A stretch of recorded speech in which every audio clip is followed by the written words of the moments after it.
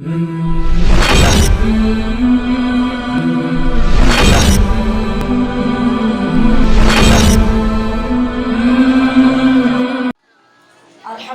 الذی انعمنا بولادۃ النبی الاکرم والصلاة والسلام علی رسولہ الذی امر باتباع السواد الاعظم وعلى آلہ واصحابہ اجمعین الى یوم الدین. اما بعد فاعوذ باللہ من الشیطان الرجیم. بسم اللہ الرحمن الرحیم. قل بفضل اللہ وبرحمتہ فبذلک فلیفرحوا هو خیر مما یجمعون. وقال اللہ تبارک وتعالی فی مقام آخر هو الذی ارسل رسولہ بالہدی ودین الحق. صدق اللہ مولانا العظیم وبلغنا رسولہ النبی الکریم الامین الرؤوف الرحیم. رب اشرح لی صدری ویسر لی امری واحلل عقدۃ من لسانی یفقہوا قولی. ان اللہ وملائکتہ یصلون علی النبی یا ایھا الذین آمنوا صلوا علیہ وسلموا تسلیما. جو میرے دل کی کیفیت ہے میں آپ کو عرض کرتی ہوں.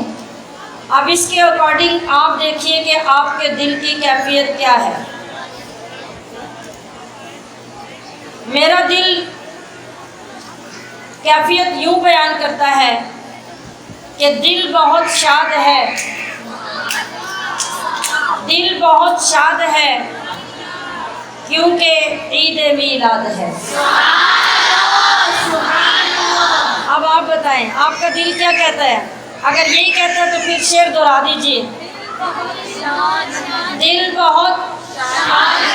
بہت شاد ہے کہ عید میلاد ہے اور روح آباد ہے.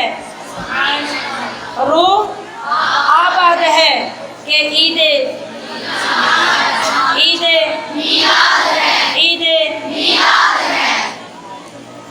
آج ہم نے جو محفل کا تھیم رکھا تھا وہ اتنا دل ربا تھا، اتنا دلکش تھا، اتنا نور سے معمور تھا. اگر آپ اس پہ توجہ کرتے تو خدا کی قسم آپ کو سیدہ آمنہ کے حجرے کی زیارت ہو جاتی. کیا تھا؟ آمینہ بی بی کے گلشن میں. ہاں اگر پہلے لذت نہیں آئی تو اب لے لیجئے. آمینہ بی بی کے گلشن میں آئی ہے تازہ بہار. اور اس بہار میں رنگ کیسے بھرا جا رہا ہے؟ پڑھتے ہیں صلی اللہ وسلم آج در و دیوار نبی جی اللہ اللہ اللہ لا الہ الا ہو.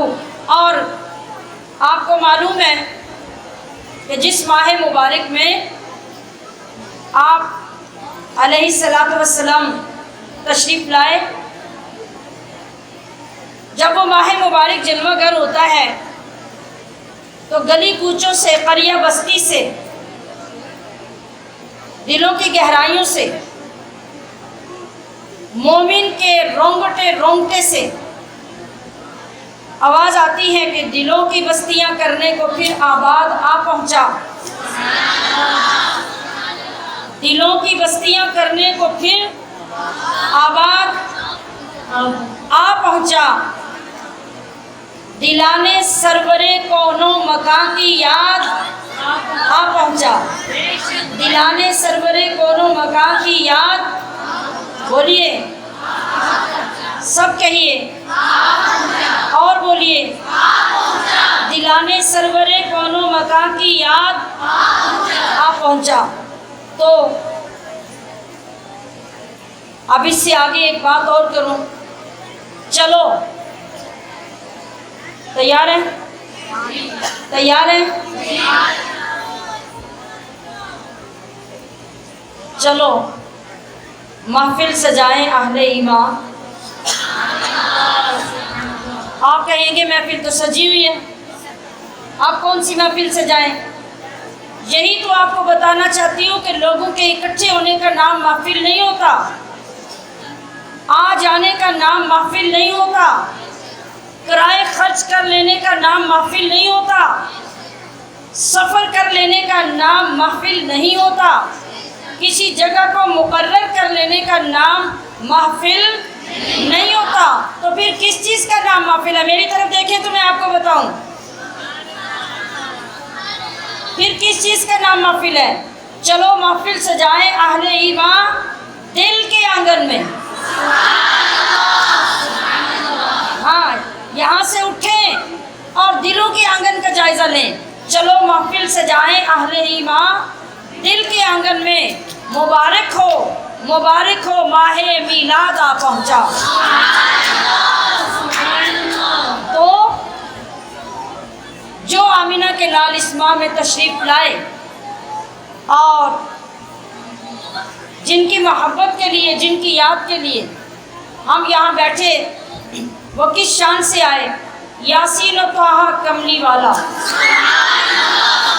यासीन व ताहा, यासीन व ताहा, तवज्जो से बोले और तवज्जो से सुने।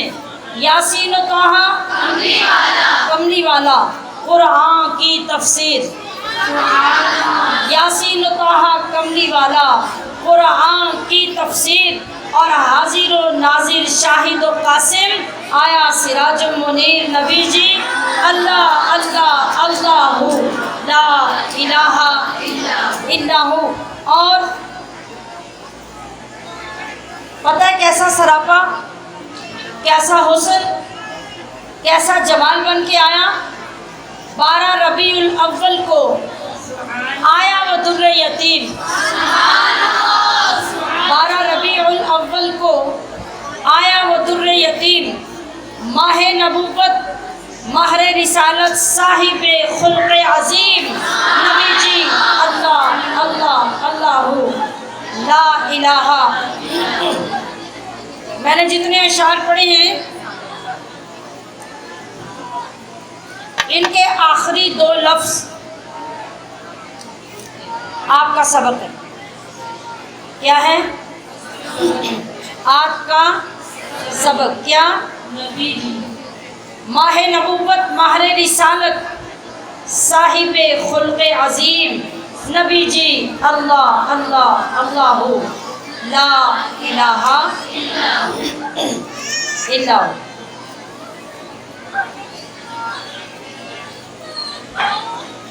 हमारे आज की इस महफ़िल पाक के इस बयान का मौजू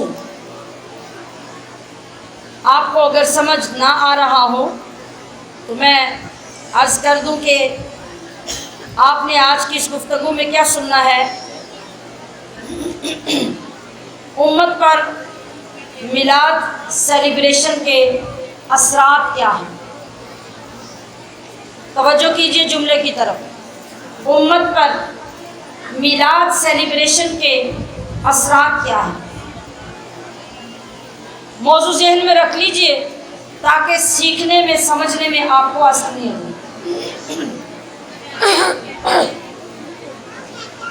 हमशीराने मोहतरम, अल्लाह का करोड़ अरब और बिलाशुमार शुक्र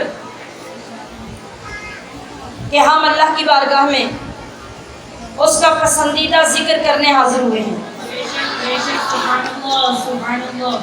उसका पसंदीदा जिक्र, मैंने पसंदीदा का लफ्ज़ क्यों इस्तेमाल किया? यानी उसके महबूबे मुकर्रम का जिक्र।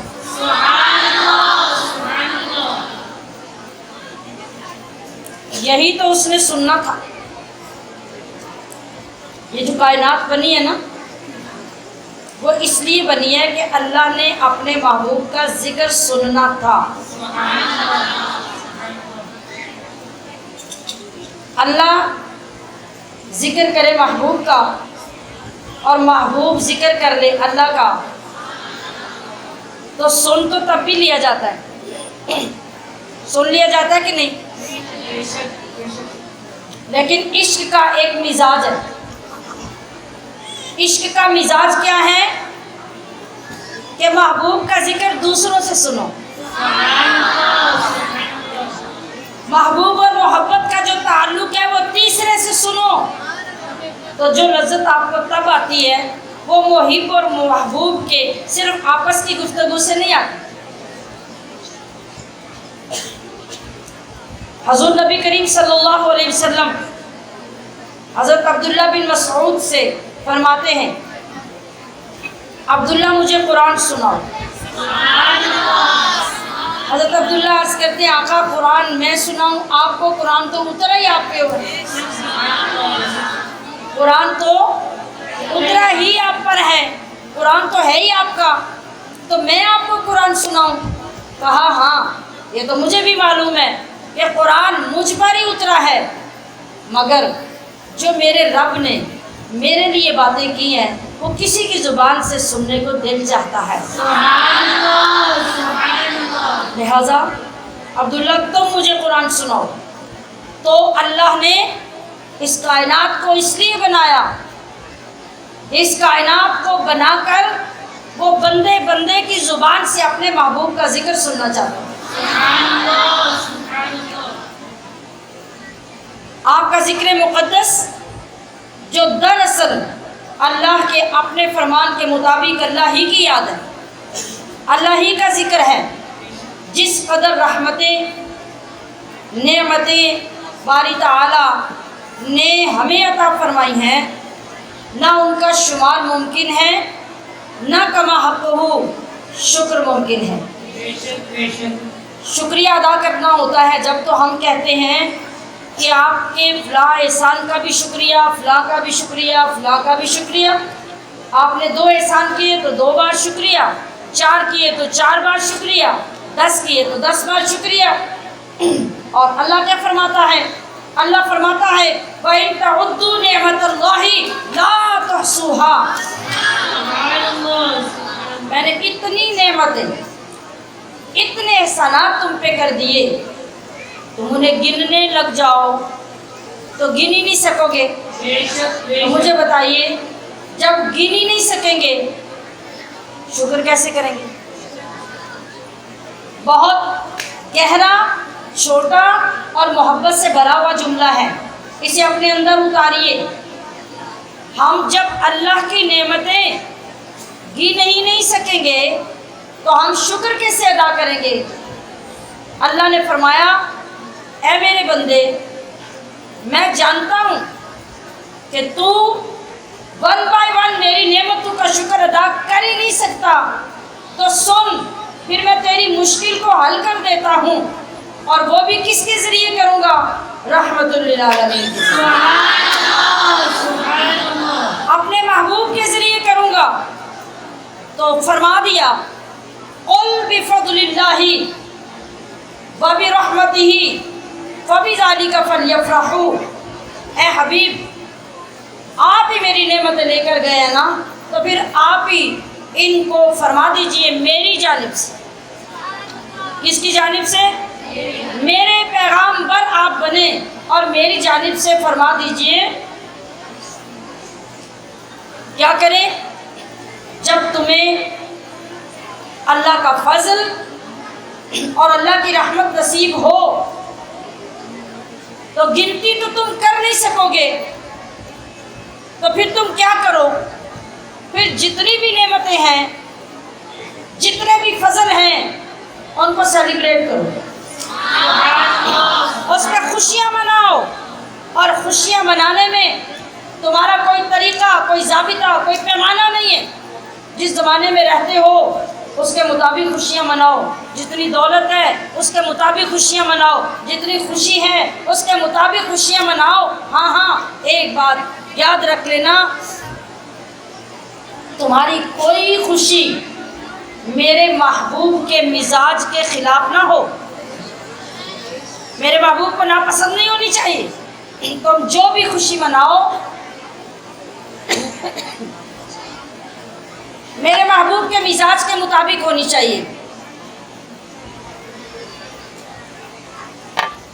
وہ خوشی زمانی ہو، وہ مکانی ہو، وہ خاندانی ہو، وہ حرام نہ ہو، وہ گناہ نہ ہو. آج اگر ہم اپنے اپنے علاقوں کے مروجہ طریقوں کا جائزہ لیں تو ہمارے ہاں مختلف علاقوں کے مختلف طریقے ہیں. شادی کے، منگنی کے، سالگرہ کے، عقیقے کے مختلف ہے کہ نہیں؟ آپ کو بولنا ہے میرے ساتھ. مختلف ہے کہ نہیں؟ آپ کا قبروں میں رہنے کا ارادہ ہے یا مقام محمود پہ جانے کا ارادہ ہے؟ تو میں نے طریقہ آپ کو بتایا آغاز میں کہ کیسے جانا ہے. آپ کے جھنڈے جب نیچے ہو جائیں گے تو حضور کا جھنڈا کیسے ملے گا؟ بولیے. کسی علاقے کی کوئی خوشی جب ہمارے سامنے آتی ہے ہم اس کے اوپر کوئی فتویٰ نہیں لگاتے. ہاں، فتویٰ اس پہ لگتا ہے جو قرآن و حدیث کے خلاف ہو، جو حرام ہو، جو ناجائز ہو. تو اللہ نے یہی فرمایا کہ تم جلوس نکالو یا جلسہ کرو، اس میں اطاعت ہونی چاہیے، اس میں عبادت ہونی چاہیے، اس میں معصیت نہیں ہونی چاہیے. کیوں؟ اس لیے کہ محبت میں محبوب کی اطاعت ہی تو لازم ہوتی ہے. یہ محبت کے بغیر اجتماع ہو سکتا ہے؟ محبت کے بغیر یہ سفر ہو سکتے ہیں جو آپ کر کے آئے؟ یہ محبت ہے. میں نے محرم الحرام کی محفل میں بھی یہ جملہ آپ کے گوش گزار کیا تھا. باخدا ہم دعویٰ کرتے ہیں ہمارے اندر محبت ہے، اور واقعی محبت ہے. محبت کے بغیر یہ سفر ممکن نہیں ہوتے، مگر ضرورت کس بات کی ہے؟ ضرورت ڈائریکشن ٹھیک کرنے کی ہے. ہماری ڈائریکشن ٹھیک نہیں ہے. ہمارے اندر محبت ہے مگر ہمیں یہ معلوم نہیں کہ ہم نے یہ محبت نبھانی کیسے ہے، اس محبت کو کامیاب کیسے کرنا ہے. تو سامعات محتشم، محبت اپنی خواہشات کو محبوب کے سامنے پورا کرنے کا نام نہیں، بلکہ اپنی خواہشات کو قربان کر کے محبوب کے سامنے جھک جانے، سرنڈر کر دینے، اطاعت کا سراپا بن جانے اور سر تسلیم خم ہے جو مزاج یار میں آئے، اس کا مصداق بن جانے کا نام ہے. بے شک بے شک، سبحان اللہ. ان المحب لمن یحب مطیع. یاد رکھیے کہ محب جب کسی کے ساتھ محبت کرتا ہے تو بس اس کی اطاعت کرتا ہے، اس کے خلاف کبھی نہیں کرتا. اور کیا فرمایا گیا کہ لو کان حبک صادقا. یہ جملہ اپنے دلوں پہ لکھ لیجئے. لو کان حبک صادقا لاطعتہ، کہ اے محبت کے دعویٰ کرنے والے، اگر تیری محبت سچی ہوتی تو اپنے محبوب کی محبت میں اطاعت کا سراپا بن جاتا. تو سر سے لے کے پیر تک اپنے محبوب کے رنگ میں رنگ جاتا، اس سانچے میں ڈھل جاتا. تیرا کوئی قدم، تیری کوئی نظر، تیری کوئی سانس تیرے محبوب کی مرضی کے خلاف نہ ہوتی. ہمشیران محترم، اب یہاں آج میلاد النبی صلی اللہ علیہ وسلم کے اس عظیم الشان جلسے میں مجھے اور آپ کو یہ دیکھنا ہے کہ ہم محفل میں کس کے لیے بیٹھے ہیں. میں نے کیا بولا؟ جملہ دہرائیے. ہم محفل میں کس کے لیے بیٹھے ہیں. نہیں، اتنی آواز نہیں چاہیے. ہم محفل میں کس کے لیے بیٹھے ہیں. کس کے لیے بیٹھے ہیں؟ یا کسی کو بھی نہیں پتا کس کے لیے بیٹھے ہیں؟ یہ نہیں پتا، اور اس کا ثبوت آپ کے اندر بول رہا ہے. آج آج صرف آج نہیں بلکہ ہر محفل میں ہمارا انداز، ہماری شرکت کسی کی ملاقات کے لیے، کسی کی دیکھنے کے لیے، کسی کی سننے کے لیے، کسی کی آگے بیٹھنے کے لیے، کسی کی اپنی دعا کے لیے، کسی کے اپنے مسائل پیش کرنے کے لیے، یہ شرکت کی وجہ ہیں جو میں بیان کر رہی ہوں۔ محفل میلاد میں آنا قبولیت کا باعث، رسول اللہ کی خوشی کا باعث، ہمارے لیے شفاعت کا باعث، آقا علیہ السلام کی قربت کا باعث یہ تب بن سکتا ہے جب ہم جوتوں میں بیٹھ کے بھی فخر محسوس کریں، جب ہم میلاد پاک کے پنڈال میں داخل ہو کر اپنی ہستی کو بھول جائیں، اپنے آپ کو بھول جائیں، اپنے گھر بار کو بھول جائیں، اپنی اولاد کو بھول جائیں، اپنی خواہشات کو بھول جائیں، اپنی دعاؤں کو بھول جائیں، بس ایک طلب، ایک لگن، ایک جستجو ہمارے اندر ہو کہ اے اللہ کاش آج کی محفل میں اپنے محبوب کو پسند آ جاؤں، کاش آج میں اپنے محبوب کو پسند آ جاؤں۔ جس دن ہمارا یہ نظریہ، جس دن ہماری یہ سوچ، جس دن ہماری یہ نیت ہمیں چلا کر محبوب کی محفل میں لے آئی، رب کعبہ کی قسم وہی گھڑی مقبولیت کی ہوگی۔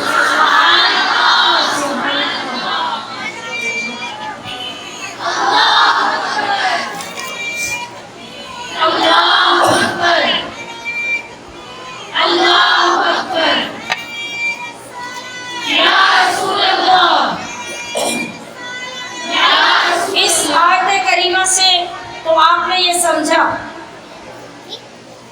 کہ سیلیبریشن، جشن، خوشی یہ کیوں ہے؟ یہ اللہ کی نعمتوں کا شکر ہے۔ بولیے کیا ہے؟ اللہ کی نعمتوں کا شکر۔ یہ شکر ادا کرنے کے لیے محافل کی جاتی ہیں، اور محافل جب اجتماعی صورت اختیار کرتی ہیں اور اللہ سے محبت کرنے والے، رسول اللہ سے محبت کرنے والے یوں قافلہ در قافلہ کھنچتے چلے آتے ہیں، کوئی نادیدہ چیز ان کے اندر طاقت، محبت، جوش، عشق پیدا کر دیتا ہے کہ سچی بات یہ ہے کہ وہ آنے پہ مجبور ہو جاتے ہیں۔ یہ ہوتا عشق ہی ہے، ہوتی محبت ہی، لیکن بات یہ ہے ہمیں پہرا لگانے کی ضرورت ہے کہ کوئی ہماری محبت اچک کر ہمیں غلط راستے پہ نہ ڈال دے، کوئی ہماری محبت سے غلط فائدہ نہ اٹھا لے۔ وہ کوئی کون ہے؟ وہ ایک دشمن ہمارے اندر ہے، اس کا نام نفس ہے، ایک دشمن ہمارے ساتھ لگا ہوا ہے، اس کا نام شیطان ہے۔ یہ کبھی ہمیں تنہا نہیں چھوڑتے، لہٰذا نیکی کا کام کرتے کرتے ہماری نیت میں فطور، ہماری سوچ میں فطور، ہماری ایگو میں فطور ڈال کر یہ ہماری نیکی کو ضائع کر دیتے ہیں۔ تو سامعات محتشم، پہلی بات قل بفضل اللہ و برحمتہ کے مطابق تو یہ ہو گئی کہ ہم جب اللہ کے حبیب کی محفل یا محفل میلاد بالخصوص منعقد کرتے ہیں تو کیا ہوتا ہے؟ یہ اللہ کی نعمتوں نہیں، نعمت عظمیٰ کا شکر ہوتا ہے۔ ساری کائنات کی نعمتیں، زمین و آسمان اور عرش معلیٰ تک جتنے جہان اللہ نے بنائے، ان ساروں کے اندر اللہ نے جتنی نعمتیں رکھی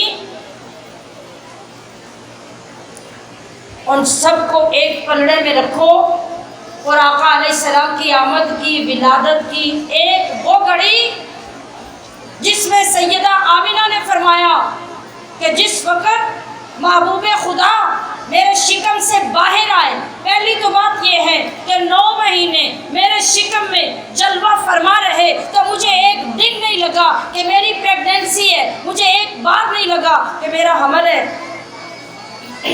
مجھے کوئی تکلیف ہے۔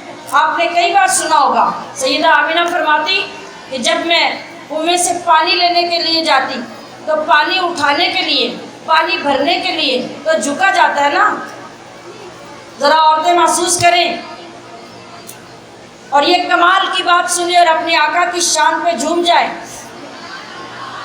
فرماتی ہیں کنویں سے پانی بھرنے کے لیے بھی جھکنا ہے، گھڑا اٹھانے کے لیے بھی جھکنا ہے، تو اس رب کی قسم جس نے میرے محبوب کا نور میرے شکم میں رکھا، فرماتی ہے کہ جب تک محبوب میرے شکم میں رہے، میں جب بھی پانی لینے جاتی کنویں کا پانی اوپر آ جاتا۔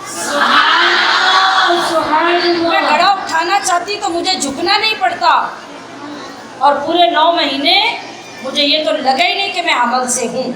اور جب آپ کی ولادت پاک کا وقت آیا تو فرماتی ہے خرج منی نور،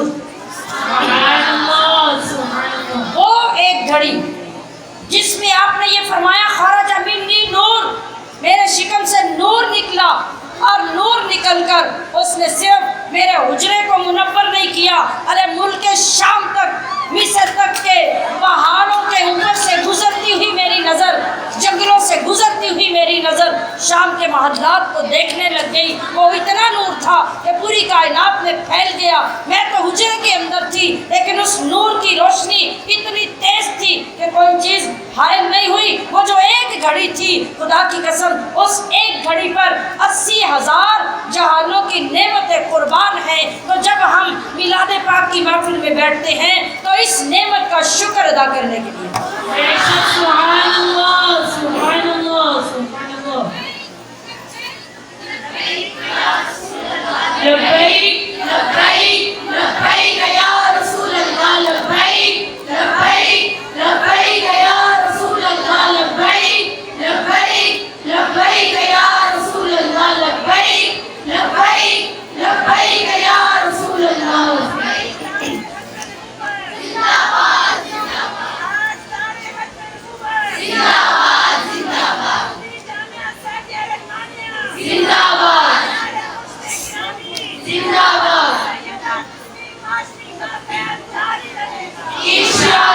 دوسری آیت مبارکہ آپ کے سامنے جو میں نے پیش کی کہ هو الذی ارسل رسولہ بالہدی ودین الحق،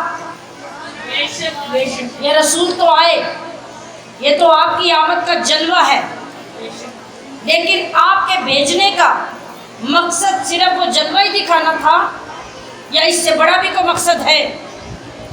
تو قرآن نے خود بیان کیا کہ جس اللہ نے اس رسول کو بھیجا اس نے اس رسول کو ہدایت کے ساتھ بھیجا۔ یہ کائنات میں ہدایتیں لے کر آئے ہیں، یہ کائنات میں نور لے کر آئے ہیں، اور یہ سچا دین لے کر آئے ہیں۔ سبحان اللہ، سبحان اللہ۔ ایک بات جو شاید آپ نے کبھی نہ سنی ہو، جس وقت رسول خدا احمد مجتبیٰ نور خدا سرور انبیاء محمد مصطفیٰ صلی اللہ علیہ وسلم جلوہ گر ہوئے نا، تو عرب کا ایک رواج تھا۔ عرب کا رواج یہ تھا کہ جب رات کے وقت کوئی بچہ پیدا ہوتا، توجہ ہے کیا بولا میں نے؟ پیچھے والے یہ جو دائیں طرف آخری کونے والے لوگ ہیں وہ بول کے بتائیں میں نے کیا کہا؟ میں نے کیا کہا؟ آپ بولیے میں نے کیا بولا؟ یہ بڑی لطف کی بات ہے جو میں بتانے لگی ہوں، اس لیے آپ سے کہلوا رہی ہوں۔ پیچھے والے بھی بتائیں میں نے کیا کہا؟ نہیں اونچی آواز میں بولیں۔ جب رات کے وقت کوئی بچہ مجھے یقین دلائے نا، آپ کو سمجھ آ رہی ہے میری بات؟ جب رات کے وقت تو عرب میں یہ رواج تھا، آپ کو بڑا عجیب لگے گا، عرب میں یہ رواج تھا کہ صبح ہونے تک اس پیدا ہونے والے بچے کو ہانڈی کے اندر رکھ دیتے، اوپر ہانڈی الٹی کر دیتے، بچے کو زمین میں رکھ کر اوپر ہانڈی الٹی کر دیتے، اور جب صبح کی روشنی ہوتی تو اوپر سے ہانڈی اٹھا کے بچہ اندر سے نکالتے۔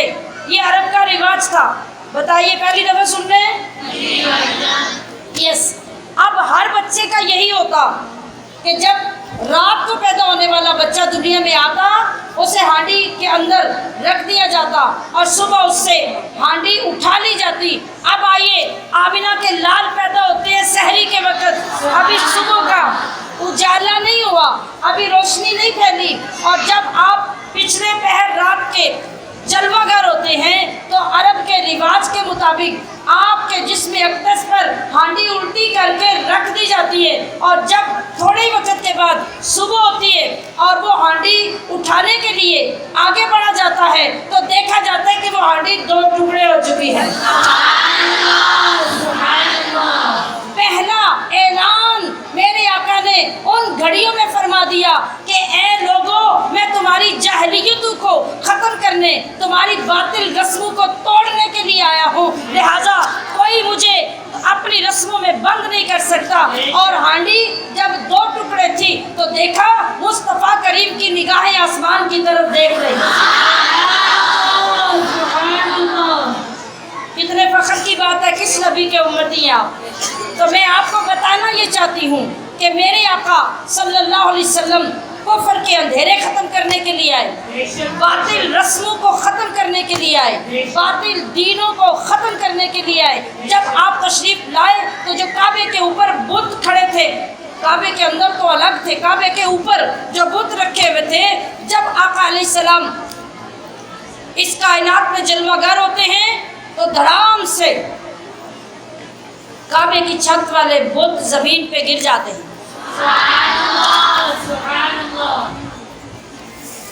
اب مجھے آپ کی توجہ اس طرف دلانی ہے کہ جو نبی دین حق کے ساتھ جلوہ گر ہوا، جو نبی ہدایت کے ساتھ جلوہ گر ہوا، اور جس کو بھیج کر اللہ نے سورہ آل عمران میں یہ بھی فرمایا لَقَدْ مَنَّ اللَّهُ عَلَى الْمُؤْمِنِينَ إِذْ بَعَثَ فِيهِمْ رَسُولًا مِنْ أَنفُسِهِمْ يَتْلُو عَلَيْهِمْ آيَاتِهِ وَيُزَكِّيهِمْ۔ کیا مقصد ہے نبی کے آنے کا؟ لوگوں کو اللہ کی آیتیں پڑھ کے سنانا، اور وَيُزَكِّيهِمْ لوگوں کو پاک کرنا۔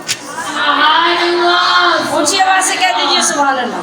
سبحان اللہ، سبحان اللہ۔ لوگوں کو پاک کرنا، اسی لیے تو عاشق جھومے نا کہ جب نبی کی یہ شان پڑھی تو یتلو علیہم آیاتہ ویزکیہم، تو پھر پکار اٹھے حضور آپ آئے تو دل جگمگائے،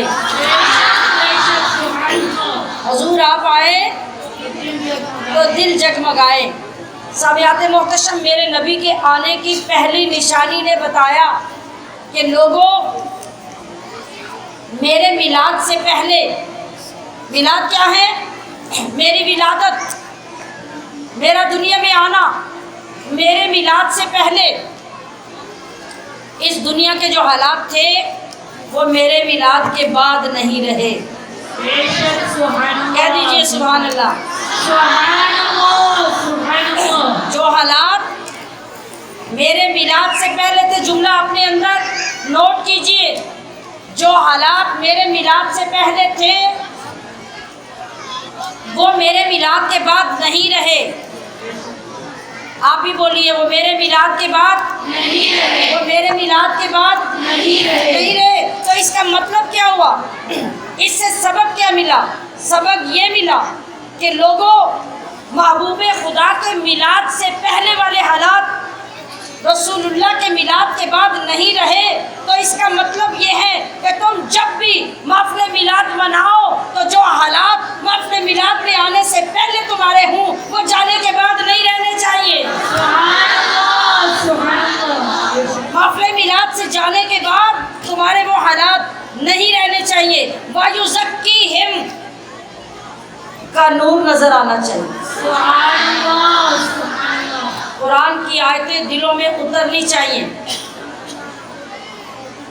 اگر ایسے اثرات میلاد کی محفل سے اٹھ کر محسوس ہونے لگیں تو پھر سمجھ لیجئے کہ واقعی آپ نے میلاد سیلیبریٹ کیا۔ اور آنے سے پہلے لوگوں کو گالیاں دینا آپ کا شعار تھا، جھوٹ بولنا آپ کی عادت تھی، لڑائی جھگڑا کرنا آپ کا کام تھا، دوسروں کو برا سمجھنا، اپنے آپ کو بلند و بالا سمجھنا آپ کا مزاج تھا، اور میلاد سے اٹھ کے جانے کے بعد بھی ویسا ہی سب کچھ رہا۔ تو پھر سمجھ لیجئے کہ نہ آپ نے میلاد کو سمجھا نہ میلاد والے کو سمجھا، نہ میلاد کو سمجھا نہ میلاد والے کو سمجھا۔ یعنی ہر بار جب ہم میلاد کی محفل میں آئیں، اٹھنے کے بعد اپنی تبدیلی کو چیک کریں۔ کیا کہہ رہی ہوں میں؟ اٹھنے کے بعد اپنی تبدیلی کو چیک ابھی آپ اٹھنے والے ہیں نا، آپ بولیے اٹھنے کے بعد اپنی تبدیلی کو چیک کریں، اپنی تبدیلی کو دیکھیں، اپنے اندر انقلاب تلاش کریں، اپنے اندر بہتری ڈھونڈیں، اپنے عمل کو چیک کریں، اپنے ارد گرد اور اپنے اندر کی روشنی تلاش کریں اور دیکھیں کیا میرے اندر عمل کا حسن آیا ہے، کیا میرے اندر اسوہ حسنہ کا نور داخل ہوا ہے، کیا مجھے اخلاق حسنہ کی دولت ملی ہے، کیا حضور کی تعلیمات پر عمل کرنے کا ارادہ بنا ہے۔ اس ماحول میں جانے کی طلب میرے اندر پیدا ہوئی ہے۔ کس ماحول میں؟ میں پتہ کس ماحول کی بات کر رہی ہوں؟ میں کس ماحول کی بات کر رہی ہوں؟ اس ماحول میں جس میں میرے اور آپ کے آقا جلوہ گر ہوئے۔ سبحان اللہ، آپ کو معلوم ہے کہ آج بھی جب کوئی عاشق سوچتا ہے نا کہ میرے اور میرے آقا کے زمانے میں کتنا عرصہ ہے، کتنی لمبی مدت ہے، تو وہ پتہ بیٹھ کے کیا سوچتا ہے؟ کاش میں زمانہ نبی میں ہوتا، کاش میں بھی صحابہ میں سے ایک صحابی ہوتا، کاش میں ان لکڑیوں میں سے ایک لکڑی ہوتا، کاش میں ان پتھروں میں سے ایک پتھر ہوتا، کاش میں ان راستوں میں سے ایک راستہ ہوتا، کاش ان درختوں میں سے میں ایک درخت ہوتا، کاش ان مسجدوں میں سے میں ایک مسجد ہوتا، کاش ان پہاڑوں میں سے میں ایک پہاڑ ہوتا۔ تو کیا ہوتا؟ میرے نبی کی مجھ پر بھی نظر پڑتی، میرے نبی کے قدم مجھ پر لگتے، میں بخشا جاتا، بخشی ہوئی جماعت میں شامل ہو جاتا اور مجھے میرے محبوب کا قرب نصیب ہو جاتا۔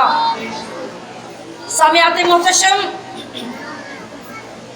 آج ہمارے زمانے میں بھی ایسے خوش نصیب لوگ موجود ہیں جو چلتے پھرتے ان حسرتوں کے ساتھ جیتے ہیں، کاش میری موت مدینے میں آ جائے، کاش مجھے 4 دن مدینے میں رہنا نصیب ہو جائے، یا پھر کاش کہ میں اس دور میں ہوتا جب میرے آقا تھے، تو جیسے صحابہ حضور کی بارگاہ میں بیٹھ کے زیارت کرتے تھے میں بھی زیارت کرتا۔ سبحان اللہ، سبحان اللہ، اور تمنا کرنے والا تو یہاں تک کرتا ہے کہ مولا کاش میں معبد کی بکری ہوتا تو میرے آقا کا ہاتھ میری پشت پہ پھر جاتا، میرے بھاگ جاگ اٹھتے، مجھے رنگ لگ جاتے۔ کیا کبھی ایسی حسرت ہمارے اندر پیدا ہوئی؟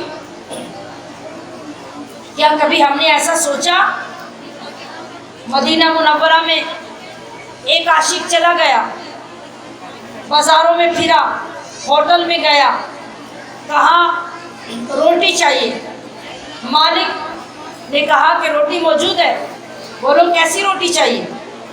کئی طرح کی روٹیاں وہاں مل جاتی ہیں۔ کہا کہ تازہ روٹی ہے تمہارے پاس، یہ جو بیچ رہے ہو تمہارے پاس کوئی باسی روٹی بھی ہے؟ کہا کہ ہاں باسی روٹی بھی ہے، مگر تم باسی روٹی کو کیا کرو گے؟ کہا باسی روٹی ہے، کہا 1 دن کی نہیں 2 دن کی باسی بھی مل جائے گی۔ کہا اچھا آگے بولو، 2 دن کی ملے گی تو اور کتنے دن کی ملے گی؟ میری طرف دیکھیے طالبات، کیا پوچھا؟ کیا پوچھا؟ یا اس سے باسی بھی ہے؟ کہا عجیب آدمی ہو، لوگ ٹھنڈی روٹی نہیں لیتے، تم کہتے ہو باسی روٹی دے دو۔ کہا ہاں تمہیں سمجھ نہیں آئے گی، یہ میرے وجدان کی بات ہے، یہ میرے عشق کی بات ہے۔ سبحان اللہ مجھے اتنا بتاؤ کہ کتنے دن کی زیادہ سے زیادہ باسی روٹی تمہارے پاس ہے، تم مجھے جتنی زیادہ باسی روٹی دو گے میں تمہیں اتنے پیسے زیادہ دوں گا۔ کہا بھائی بڑے دیوانے آدمی ہو، بڑے عجیب شخص ہو کہ 5-7 دن کی باسی روٹی مانگتے ہو اور کہتے ہو کہ قیمت سب سے زیادہ دوں گا۔ کہا ہاں۔ بولا یہ لو، یہ 5-7 دن کی پرانی روٹی بھی میرے پاس پڑی ہے۔ کہا اچھا اب یہ روٹی لے لو، مجھے بتاؤ کہ اتنی باسی روٹی کو تم کرو گے کیا؟ کہا باسی روٹی اس لیے لے رہا ہوں کہ اس روٹی کو میری نسبت اور آج کی نسبت میرے نبی کے زمانے سے زیادہ قرب حاصل ہے۔ سبحان اللہ سبحان اللہ یہ مجھ سے 7 دن زیادہ نبی کے زمانے کے قریب ہے۔ تو سامعات محتشم، نبی کے زمانے کی تمنا، نبی کی ذات کی تمنا، نبی کی بارگاہ کی تمنا، نبی کے مدینہ میں دفن ہونے کی تمنا اگر آج کسی مومن کو حاصل ہو گئی تو سمجھ لو کہ وہ چلتا پھرتا معراج پہ ہے، وہ زمین پہ نہیں ہے۔ خدا کی قسم کہہ کر کہتی ہوں کہ اللہ نیتوں کو دیکھتا ہے، رسول اللہ اپنے امتی کی نیتوں کو دیکھتے ہیں، اس کے اندر کے حالات کو جانتے ہیں، اور جو میرے اور آپ کے اندر ہوگا ہمیں وہ دے دیا جائے گا۔ ہماری ظاہری کیفیت جیسی بھی ہو اس کو نہیں دیکھا جائے گا، ہمارے باطن کو دیکھا جائے گا، ہمارے اندر کی ٹوٹ پھوٹ کو دیکھا جائے گا، ہمارے اندر کی غربت کو دیکھا جائے گا، ہمارے اندر کی سچائی کو دیکھا جائے گا، ہمارے اندر کی حقیقت کو دیکھا جائے گا۔ اس لیے کہ حضور سب جانتے ہیں ہمارے دل میں کیا ہے، حضور سب جانتے ہیں ہماری نگاہ میں کیا ہے، حضور سب جانتے ہیں ہماری نیت میں کیا ہے۔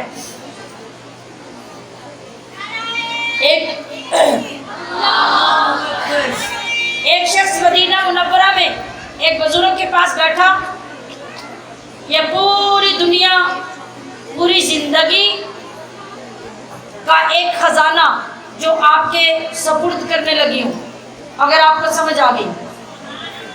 ایک بزرگ کے پاس گیا ایک دنیا دار، کہا کہ میں نے سنا ہے کہ یہ حدیث پاک ہے کہ مسجد نبوی میں جنت البقیع میں کوئی منافق دفن نہیں ہو سکتا۔ جملہ سنیے، منافق دفن نہیں ہو سکتا۔ اور میں تو یہاں مدینہ میں رہتا ہوں اور میں دیکھتا ہوں بہت بڑے بڑے فاسق و فاجر، برے اعمال والے لوگ میرے سامنے مسجد نبوی کے سامنے جنت البقیع میں دفن ہوتے ہیں۔ یعنی اس کا یہ انداز اعتراض کرنے کا تھا کہ حضور کی حدیث تو یہ کہتی ہے کہ کوئی منافق، کوئی فاسق جنت البقیع میں داخل نہیں ہو سکتا، تو میرے سامنے بہت سے فاسق و فاجر، بڑے بڑے اعلانیہ گناہ کرنے والے جنت البقیع میں جو مدینہ میں رہتے ہیں وہ دفن ہوتے ہیں، تو پھر حدیث کیا کہتی ہے؟ ان بزرگوں نے ایک تھپڑ لگا کے اسے اپنی بارگاہ سے نکال دی۔ کہا تم حضور کی حدیث پہ اعتراض کرتے ہو؟ بڑا غصہ آیا کہ میرا کیا قصور ہے کہ مجھے اتنی سی بات سے اپنی محفل سے نکال دیا لوگوں کے سامنے۔ وہ بندہ چلا گیا، جب رات کو سویا تو خواب میں دیکھا عجیب منظر ہے۔ سنیے، دل کی آنکھیں کھول کے اب سننا، ذرا دیکھ کے، کان کھول کے سننا۔ دیکھتا ہے کہ رات سو گیا، خواب میں دیکھا جنت البقیع میں کھدائی ہو رہی ہے، جنت البقیع میں کھدائی ہو رہی ہے، بہت سے لوگ ہیں کھدائی کر رہے ہیں، قبریں کھودی جا رہی ہیں، اور بہت سارے لوگ ہیں جو اونٹوں پر کچھ لاد کر جنت البقیع میں لا رہے ہیں۔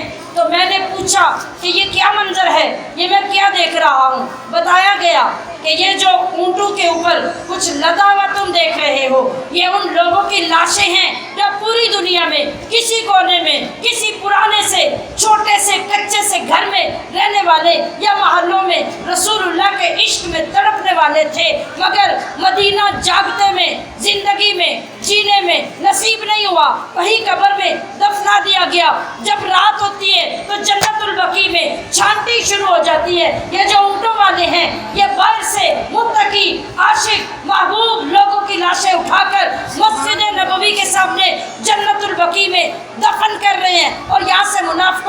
لاشیں نکال کر لے جا رہے ہیں۔ سبحان اللہ اللہ اکبر یا رسول اللہ یا علی مرحبا مرحبا مرحبا۔ تو ہم سامعین محتشم، میلاد پاک ہمیں یہ سکھاتا ہے کہ زندگی رسول اللہ کی سنتوں سے رنگ لو، زندگی رسول اللہ کی سنتوں سے رنگ لو، آپ کے انداز اپنا لو۔ اور اسی تناظر میں ہمیں جائزہ لینا چاہیے۔ آج الحمدللہ آپ اس جگہ پر 33ویں سالانہ محفل میلاد میں تشریف فرما ہیں، سبحان اللہ سبحان اللہ۔ اور میرے یقین کے مطابق آپ میں بہت سے لوگ وہ ہیں جنہوں نے 33 سال میں ایک ناغہ بھی نہیں کیا ہوگا۔ الحمدللہ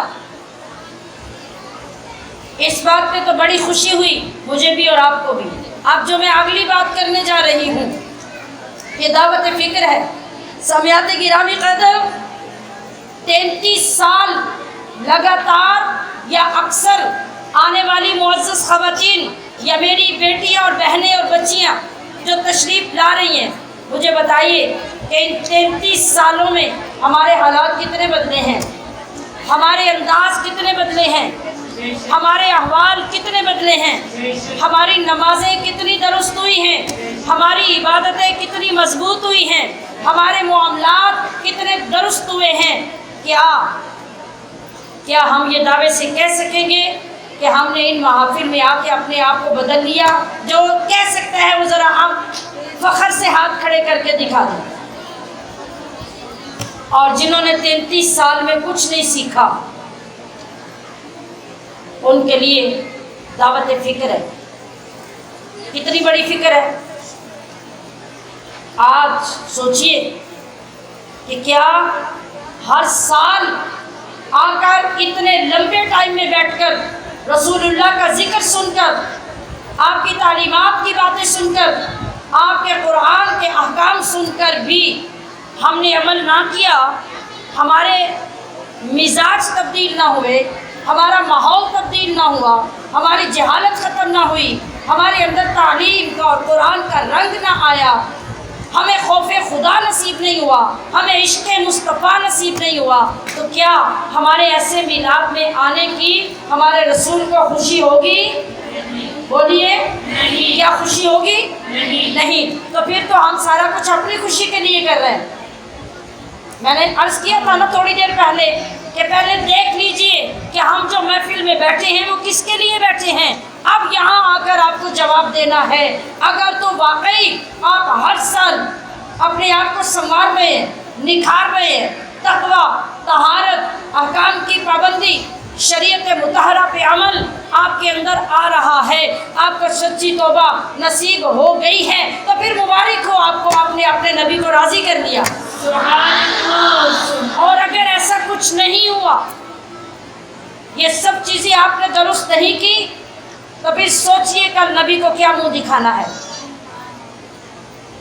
میں نے کہا کہ امت پر میلاد سیلیبریشن کے اثرات کیا ہیں، ہمیں یہ دیکھنا ہے ہم نے کتنے اثرات قبول کیے، ہم نے کتنا عمل، کتنی نیکی، کتنی صالحیت اپنے اندر پیدا کی۔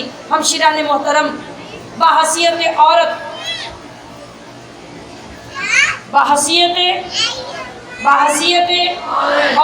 ان تمام ذمہ داریوں کے علاوہ بھی ہمارے اوپر ذمہ داریاں عائد ہوتی ہیں، یعنی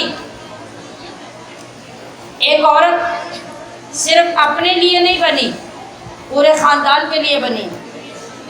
ایک عورت پورے خاندان کے لیے بنی ہے، اس کے ذمہ خاص تربیت رکھی گئی ہے۔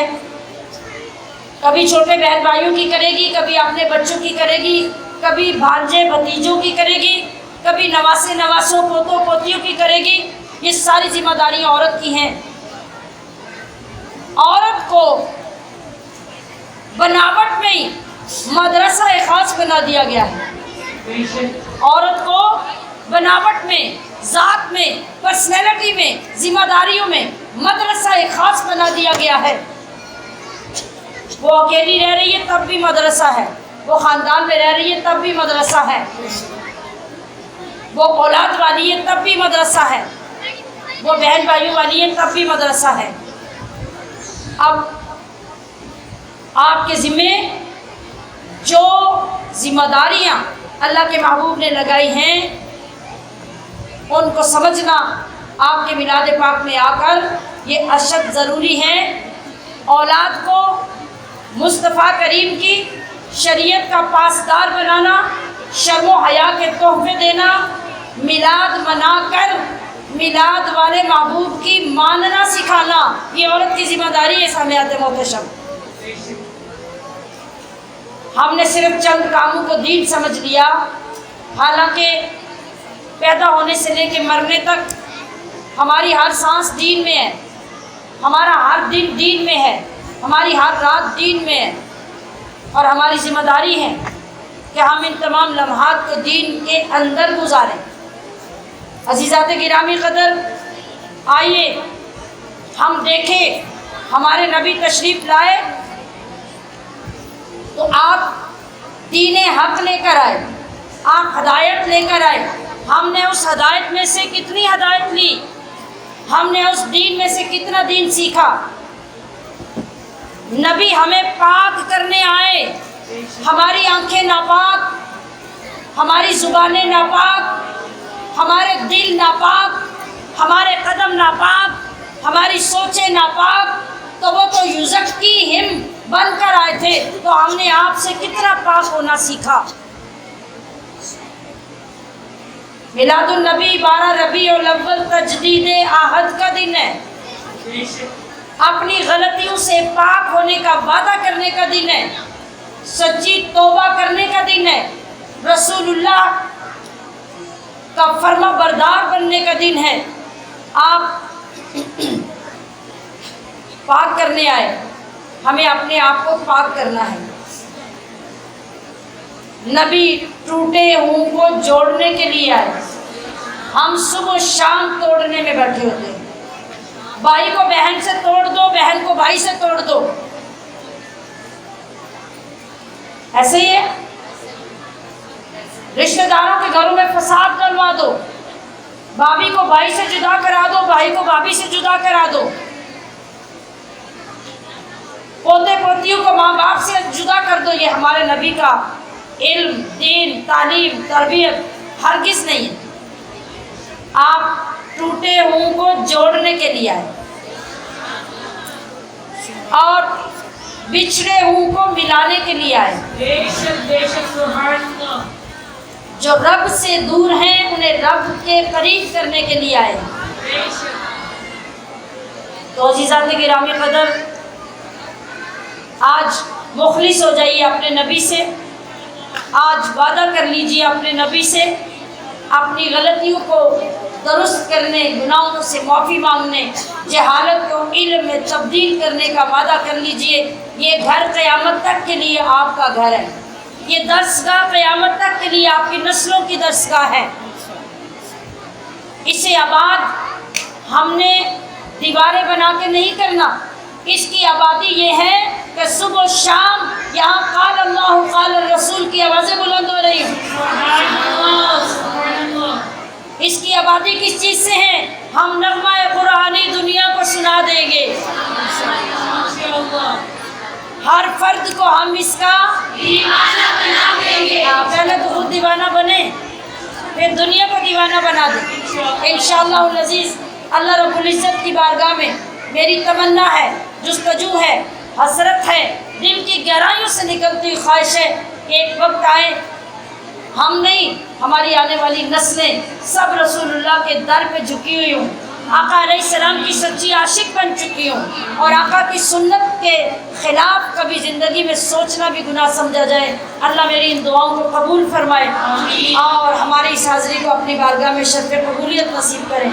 وما علیہ الا البلاغ المبین۔ اپنی جگہ پہ آپ جیسے بیٹھے ہیں، اتحیات کی طرح اپنی صورت بنا لیجیے اور سلام